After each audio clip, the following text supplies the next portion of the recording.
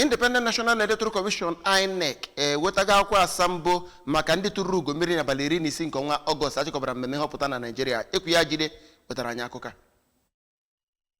N'ụlọ ọrụ INEC dị n'Abuja enyere Emmanuel Nwachukwu nke otu ABGA onye meriri na nyabụ ndọrọndọrọ Senate Anambra South na Ikpa Joseph nke APC onye ahọrọ Senator Edo Central tinyere mmadụ 5 ndị ọzọ nke ụlọ nnọchiteanya mmadụ nke etiti Asambodo Mmeri mgbe ọ natasịrị asambodo ya ka Senator a ahọpụtara maka Anambra South Emma Nwachukwu kọwara mpaghara ya dịka isi obodo mbuze na Nigeria ma kwee nkwa ịkpọ ndị ọkachamara ka ha chọọ ụzọ isi dozie nsogbu ahụ. O kwukwara na ọ ga-enye nnọchiteanya eziokwu bara uru na-elekwasị anya n'ihe ọmụmụ ahụike na imezi nsogbu nke ala na-eyi egwu.